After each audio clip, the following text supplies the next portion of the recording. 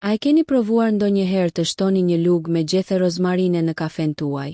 Shumë njerëz e përdorin rozmarinën si bimë aromatike, por ajo përmban përbërës antioksidues që po studiohen për efektet e tyre në organizëm. Por çfarë ndodh realisht në trup kur e konsumoni rregullisht? Dhe a ka ndonjë lidhje me shëndetin e zorrëve? Në këtë video do të zbulojmë çfarë thot shkenca dhe cilat janë përfitimet që mund të ketë rozmarina. Nëse dikush do t'ju thoshte se një lugë me gjethe rozmarine në kafen tuaj mund të pastrojë zorët nga kanceri, ndoshta do ta provonit menjëherë, por ndaloni për një moment, sepse këtu duhet bërë një dallim shumë i rëndësishëm. Rozmarina nuk pastron zorët nga kanceri dhe nuk është trajtim për kancerin. Asnjë lugë rozmarine, kafeja apo përzierje shtëpie nuk mund të zëvendësojë diagnostikimin dhe trajtimin mjekësor të kancerit. Megjithatë, kjo bimë aromatike ka një histori shumë të gjatë përdorimi dhe përmban substanca bimore që kanë tërhequr vëmendjen e studiuesve. Pikërisht këtu fillon historia interesante. Rozmarina është shumë më tepër se sa një erës që përdorim për mishin, patatet apo perimet. Ajo përmban përbërës natyral si acidi rozmarinik, acid karnosik dhe karnosoli. Këto substanca kanë veti antioksiduese dhe janë studiuar në laborator për mënyrën se si ndikojnë në procese të ndryshme biologjike. Por çfarë do të thotë kjo për një njeri që vendos pak rozmarin në kafen e mëngjesit? A është vërtet një zakon i dobishëm? A mund të ndikojë në tretje? A ka ndonjë ndikim te inflamacioni? Dhe pse shkencëtarët janë interesuar për përbërësit e kësaj bime? Le ta fillojmë nga pika më e thjeshtë. Çfarë ndodh kur konsumoni rozmarin? Kur konsumojmë një bimë, përbërësit e saj hyjnë në sistemin tretës dhe trupi fillon procesin e tretjes dhe përthithjes. Rozmarina përmban komponime bioaktive, por sasia dhe mënyra se si ato përthithen mund të ndryshojnë në varësi të mënyrës së konsumimit. Një deg rozmarine në ushqim nuk është e njëjtë me një ekstrakt të koncentruar, dhe një lugë me gjethe të thata nuk është e njëjtë me vajin esencial të rozmarinës. Ky është një gabim që bëhet shpesh. Dikush dëgjon se një përbërës i rozmarinës është studiuar dhe menjëherë mendon se konsumimi i bimës do të prodhojë të njëjtin efekt. Por shkenca nuk funksionon kështu. Një substancë mund të tregojë rezultate interesante në një eksperiment laboratorik, por kjo nuk do të thotë automatikisht se konsumimi i saj nga njerëzit parandalon ose trajton një sëmundje. Dhe kjo është veçanërisht e rëndësishme kur flasim për kancerin. Pse përmenden kaq shpesh antioksidantët? Trupi ynë prodhon vazhdimisht molekula reaktive gjatë proceseve normale metabolike. Në të njëjtën kohë, organizmi ka mekanizma mbrojtës për t'i kontrolluar ato. Ushqimet bimore përmbajnë shumë substanca që mund të veprojnë si antioksidant ose të ndikojnë në mekanizma të ndryshëm qelizor.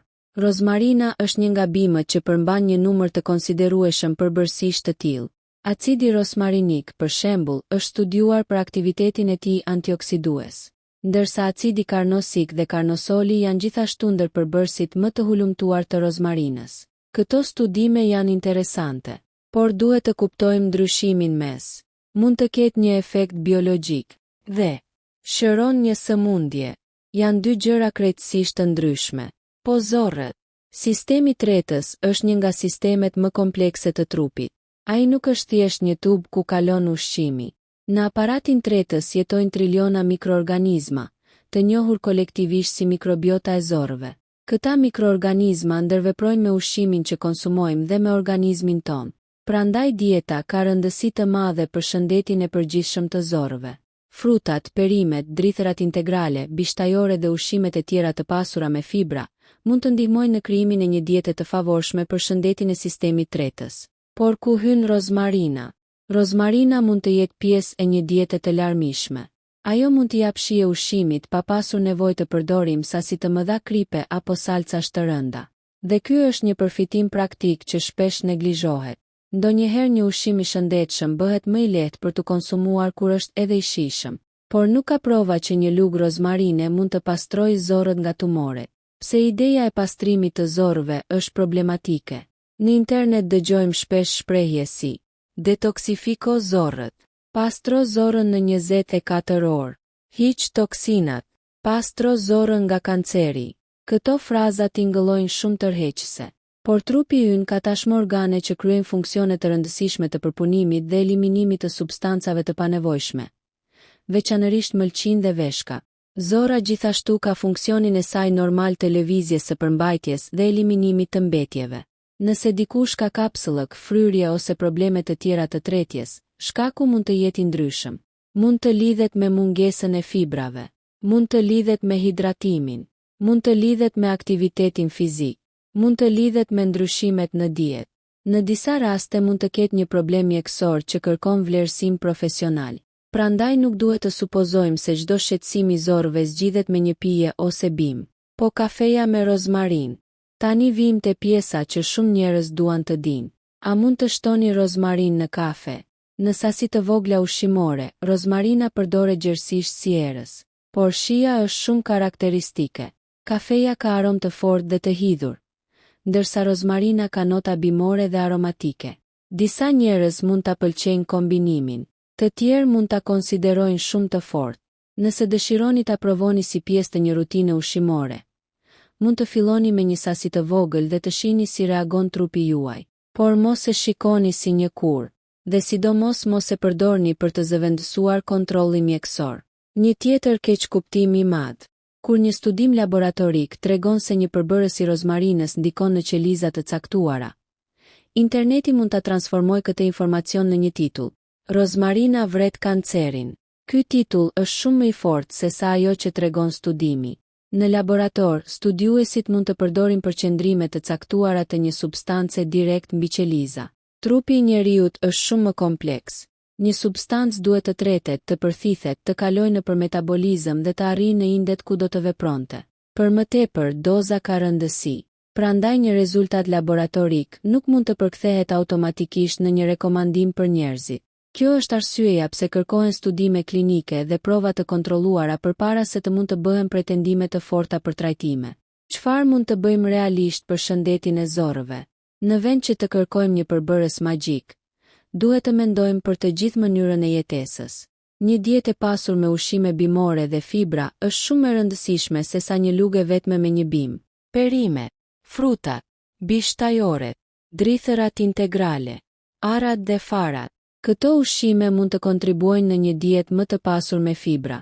Gjithashtu, aktiviteti fizik, pesha trupore në një interval të shëndetshëm, kufizimi i alkoolit dhe shmangja e duhanit janë faktorë shumë më të rëndësishëm për shëndetin afatgjat se sa një pije vetme. Dhe këtu duhet të përmendim një gjë shumë të rëndësishme: kontrollet mjekësore. Sidomos për njerëzit që kanë faktor rreziku ose histori familjare të sëmundjeve të zorës së trash, konsultimi me mjekun dhe ndjekja e rekomandimeve për depistim mund të jetë shumë më e rëndësishme se sa çdo recetë që qarkullon në internet. Kur duhet të shqetësohemi? Nëse një person vëre ndryshime të vazhdueshme në jashtëqitje, gjak në jashtëqitje, dhimbje të vazhdueshme abdominale, humbje të pashpjegueshme në peshë, lodhje të pazakontë ose ndryshime të tjera që zgjasin, nuk duhet të mbështetet vetëm te bimët. Duhet të flas me një profesionist shëndetësor. Kjo nuk do të thotë se çdo simptom është kancer. Shumë simptoma mund të shkaktohen nga probleme shumë më të zakonshme dhe më pak serioze, por vetëm një vlerësim i duhur mund të përcaktojë shkakun. Atëherë, a ka ndonjë arsye për ta përdorur rozmarinën? Po, rozmarina mund të jetë një pjesë interesante e dietës. Mund të përdoret në ushqime, çajra ose në mënyra të tjera tradicionale, në varësi të tolerancës individuale. Ajo përmban komponime bimore interesante dhe është studiuar nga kërkuesit për aktivitetin e saj antioksidues dhe biologjik. Por duhet të jemi realist. Një bimë nuk bëhet ilaç kundër kancerit vetëm sepse përmban antioksidant. Dhe një filxhan kafe me rozmarin nuk mund të zëvendësojë trajtimin e një sëmundjeje serioze. Në pjesën tjetër do të shohim diçka edhe më interesante. Çfarë ndodh me organizmin kur konsumojmë rregullisht ushqime të pasura me komponime bimore?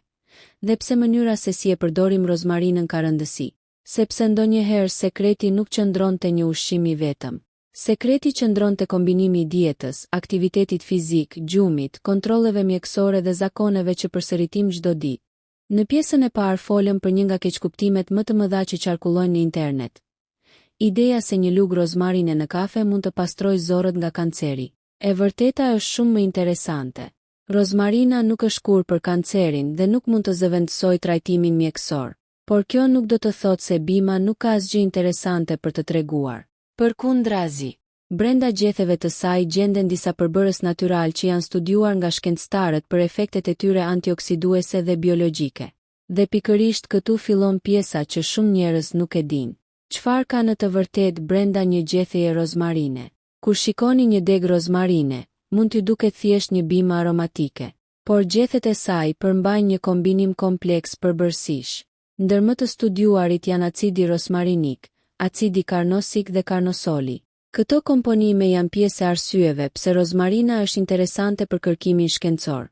Për shembull, disa prej këtyre substancave kanë treguar aktivitet antioksidues në eksperimente laboratorike.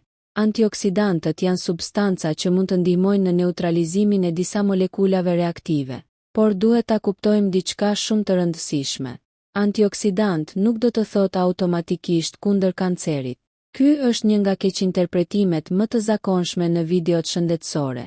Një ushqim mund të ketë përbërës antioksidues dhe të jetë pjesë e një diete të shëndetshme, por kjo nuk do të thotë se ai trajton një tumor. Pse radikalet e lira janë kaq të përmendura? Trupi ynë prodhon molekula reaktive gjatë proceseve normale. Ato mund të krijohen gjatë metabolizmit, aktivitetit fizik dhe si përgjigje ndaj faktorëve të ndryshëm të mjedisit.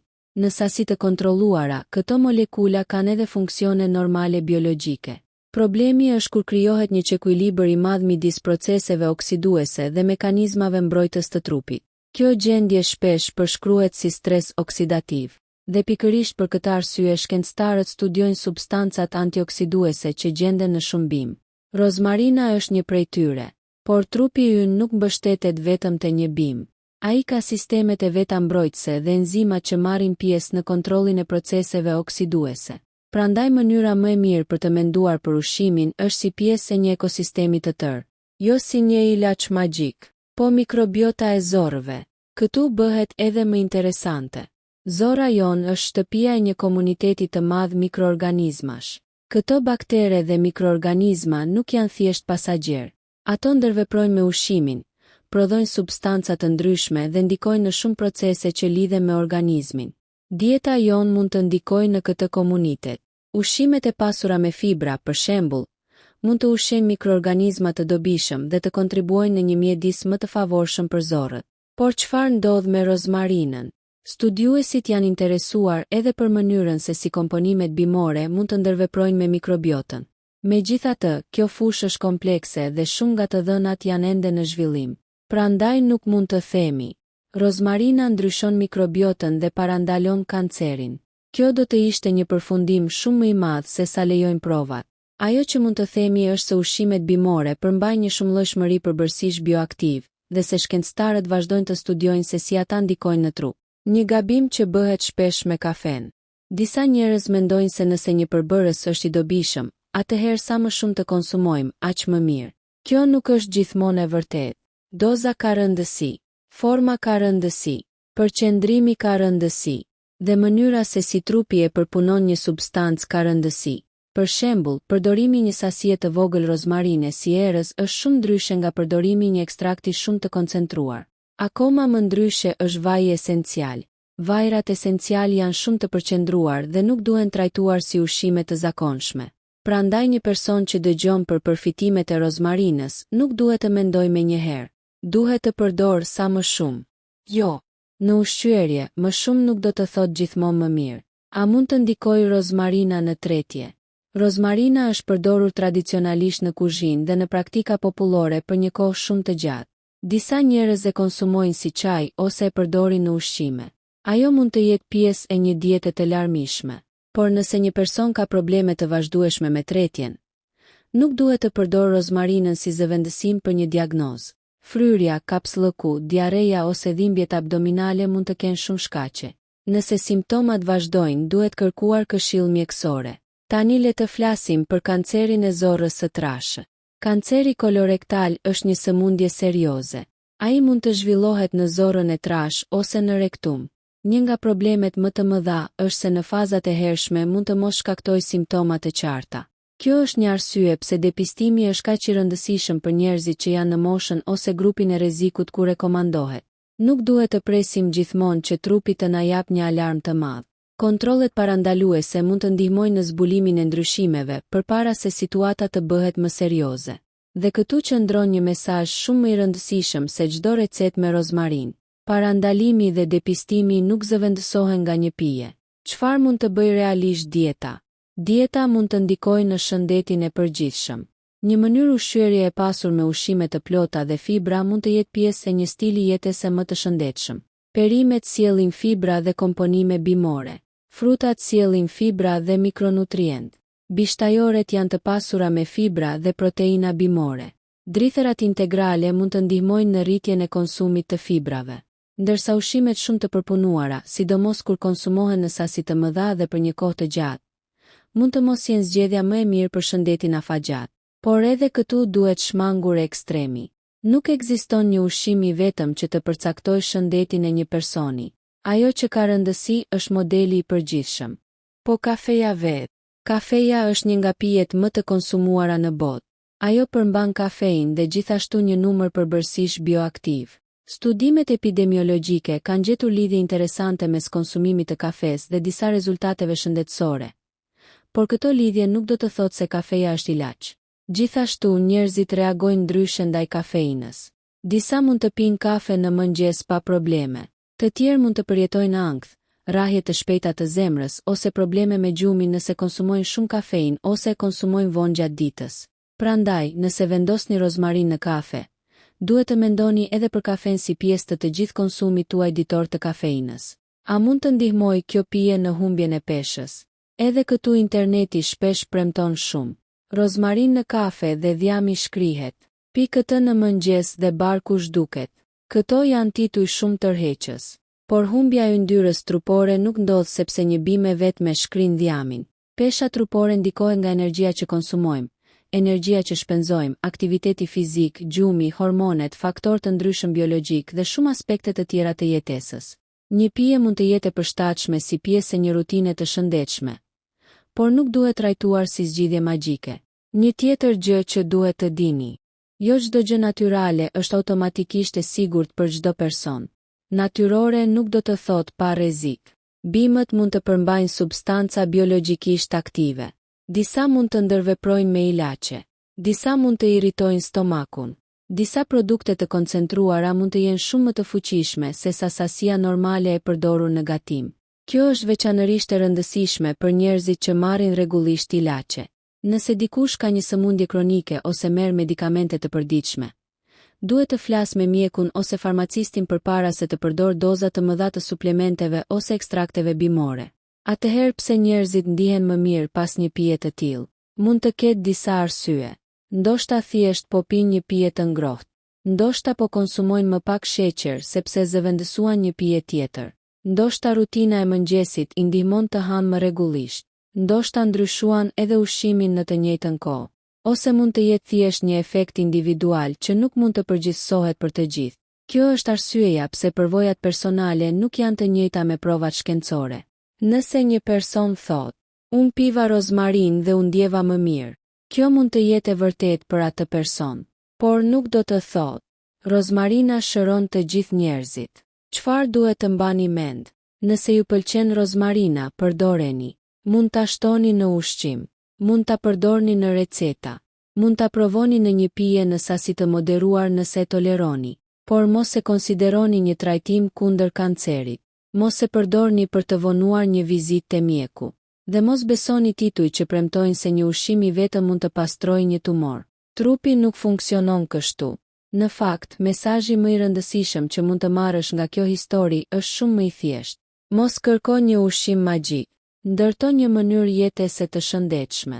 Hani më shumë ushqime të plota. Konsumoni fibra. Lëvizni rregullisht. Flini mjaftueshëm. Mos pini duhan. Kufizoni alkoolin. Mbani një peshë të përshtatshme për ju. Dhe ndiqni rekomandimet për kontrollet parandaluese. Sepse kur flasim për sëmundje serioze, sidomos për kancerin, informacioni i saktë mund të jetë shumë më i vlefshëm se një recetë virale në internet. Dhe në pjesën e fundit do të flasim për gabimet më të zakonshme që njerëzit bëjnë kur përdorin rozmarinën. Mënyrat më të arsyeshme për ta përfshirë në ushqim dhe cilat shenja të zorëve nuk duhet injoroni kurrë. Tani kemi arritur në pjesën më të rëndësishme të historisë, sepse pas gjithë asaj që dëgjuam për rozmarinën, kafen dhe shëndetin e zorëve, duhet të bëjmë një pyetje shumë të thjeshtë. Si mund ta përdorim rozmarinën në mënyrë të arsyeshme, pa rënë pre premtimeve të rreme? Përgjigjja është më e thjeshtë nga sa mendoni. Rozmarina mund të jetë pjesë e një diete të shëndetshme, por nuk është një ilaç magjik, dhe sidomos nuk është një mënyrë për të pastruar zorët nga kanceri. Nëse një person ka kancer ose dyshon se mund të ketë një problem serioz në aparatin tretës, gjëja e parë që duhet të bëjë nuk është të kërkojë një recetë në internet, është të flasë me mjekun. Gabimi i parë: të mendosh se më shumë është më mirë. Një nga gabimet më të zakonshme është ideja se nëse pak rozmarin është e mirë, shumë rozmarin duhet të jetë edhe më e mirë. Jo domosdoshmërisht. Bimët përmbajnë substanca aktive dhe organizmi duhet i përpunojë ato. Përdorimi i rozmarinës si erëz në ushqim është diçka krejt tjetër nga përdorimi i ekstrakteve shumë të përqendruara. Prandaj nuk ka arsye të përdorni sasi të mëdha vetëm sepse keni dëgjuar për përbërësit antioksidues. Gabimi i dytë: përdorimi i vajit esencial si ushqim. Ky është edhe më i rëndësishëm. Vaji esencial i rozmarinës është një produkt shumë i përqendruar. Nuk duhet të trajtohet njësoj si gjethet e rozmarinës që përdoren në gatim. Njerëzit shpesh mendojnë, është natyral, prandaj mund ta konsumoj. Por kjo logjik mund të jetë e rrezikshme. Produktet esenciale kanë përqendrime shumë më të larta të substancave bimore. Prandaj, nëse dikush dëshiron të përdor një produkt të tillë, duhet të ndjekë udhëzimet e produktit dhe të kërkojë këshill profesionale kur ka paqartësi. Gabimi i tretë: të zëvendësosh ushqimin me një pije. Një filxhan kafe me rozmarin nuk mund të zëvendësojë një dietë e ekuilibruar. Nëse dikush ha ushqime shumë të përpunuara, konsumon pak fibra, nuk lëviz dhe flekeq, shtimi një lugë rozmarine në kafe nuk do ta ndryshojë në mënyrë magjike situatën. Shëndeti ndërtohet nga qindra zgjedhje të vogla, jo nga një recetë e vetme. Mund të filloni me gjëra shumë të thjeshta. Në vend të një vakti të bazuar kryesisht në ushqime të përpunuara, shtoni perime. Në vend të një snacku shumë të ëmbël, zgjidhni fruta ose ara. Në vend të qëndrimit ulur gjithë ditën, bëni një shëtitje. Dhe nëse konsumoni kafe, kushtojini vëmendje edhe sasisë së sheqerit dhe kremrave që shtoni. Sepse ndonjëherë problemi nuk është kafeja, është ajo që vendosim brenda saj. Po fibrat. Nëse shqetësimi juaj është shëndeti i zorëve, fibrat janë shumë më të rëndësishme për të diskutuar. Fibrat gjenden në shumë ushqime bimore: perime, fruta, bishtajore, drithërat integrale, ara, fara. Ato mund të ndihmojnë në funksionimin normal të sistemit tretës dhe janë pjesë e një diete të shëndetshme. Por edhe rritja e fibrave duhet të bëhet gradualisht. Nëse dikush kalon papritur nga një dietë me shumë pak fibra në një dietë shumë të pasur me to, mund të përjetojë fryrje ose gazra. Prandaj është më mirë të rriten gradualisht dhe të pihet mjaftueshëm ujë. Çfarë tjetër ndihmon zorrët? Lëvizja. Aktiviteti fizik i rregullt është i rëndësishëm për shëndetin në përgjithësi dhe mund të ndihmojë edhe funksionimin normal të aparatit tretës. Nuk është e nevojshme të filloni me një herë me stërvitje intensive. Një ecje e rregullt është një fillim i mirë për shumë njerëz. Edhe 20 ose 30 minuta ecje mund të jenë më të dobishme se sa të kaloni gjithë ditën ulur. Pastaj mund të arritni gradualisht aktivitetin sipas mundësive tuaja. Dhe tani, një nga gjërat më të rëndësishme, simptomat. Ka njerëz që shohin një video për rozmarinën dhe mendojnë, do ta provoj dhe nëse simptomat vazhdojnë, do të shkoj te mjeku. Kjo është pikërisht ajo që nuk duhet bërë kur shfaqen shenja shqetësuese. Nëse keni ndryshime të vazhdueshme në zakonet e jashtëqitjes, gjakderdhje rektale ose gjak në jashtëqitje, dhimbje abdominale që nuk largohet, humbje të pashpjegueshme në peshë, dobësi ose lodhje të pazakontë, duhet të flisni me profesionistin shëndetësor. Këto simptoma nuk nënkuptojnë automatikisht kancer. Mund të kenë shumë shkaqe të tjera, por pikërisht për këtë arsye duhet të gjendet shkaku. Mos u friksoni, por mos e injoroni. Kjo është filozofia më e mirë kur bëhet fjalë për shëndetin. Mos u friksoni nga çdo simptom, por as mos e injoroni një simptom që vazhdon. Mos besoni çdo titull alarmues, por mos e refuzoni këshillën mjekësore vetëm sepse keni lexuar një histori tjetër në internet. Shëndeti kërkon ekuilibër. Po depistimi. Depistimi për kancerin kolorektal është një nga mjetet më të rëndësishme të parandalimit dhe zbulimit të hershëm.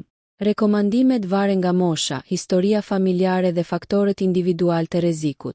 Prandaj nuk duhet të përdorni një rregull të vetëm për të gjithë.